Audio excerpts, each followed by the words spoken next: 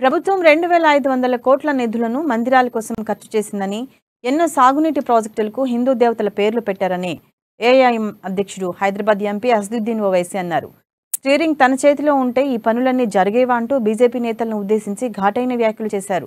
వారి ఆరోపణలను తిప్పికొట్టారు. ఆదిలాబాద్ జిల్లా కేంద్రంలోని ప్రభుత్వ డైట్ కళాశాల మైదానంలో ఆదివారం రాత్రి నిర్వహించిన ఎంఐఎం బహిరంగ సభకు ముఖ్య అతిథిగా హాజరైన అసద్ బీజేపీ నేతల తీరుపై తీవ్ర స్థాయిలో మండిపడ్డారు.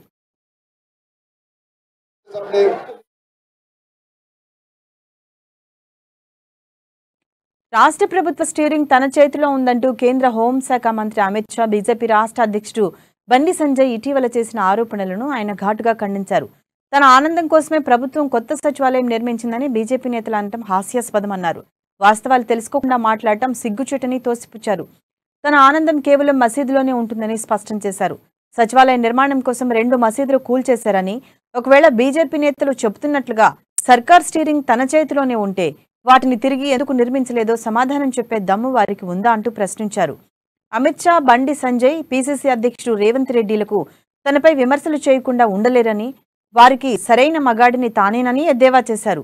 వీరికి తగిన బుద్ధి చెప్పాలంటే మజ్లిస్ను పటిష్టపరిచి వచ్చే ఎన్నికల్లో ఎంఐఎం అభ్యర్థులను గెలిపించే దిశగా కృషి చేయాలని పిలుపునిచ్చారు. आपने खुद देखा आने बगैर हमारा नाम लिए इन्हों अपने आप को मर्द नहीं कहला सकते क्या?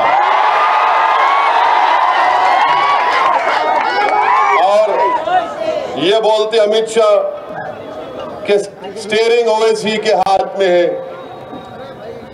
सेक्रेटेरिएट के ताल्लुक से बोले गए कि गुम्मत बनाया गया सेक्रेटेरिएट में, तो ओवैसी के बोलने पर बनाया गया।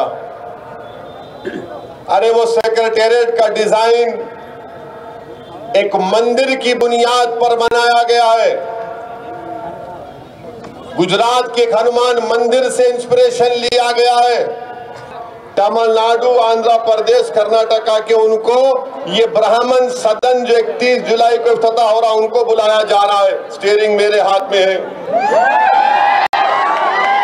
ब्राह्मण सदन बन गया, मेरा इस्लामिक सेंटर नहीं बना। सेक्रेटेरिएट मेरी खुशी के लिए बनाया गया। मेरी मस्जिद को शहीद करके सेक्रेटेरिएट बनाया गया, मस्जिद नहीं बनी। अरे तुम ओवैसी का नाम लेके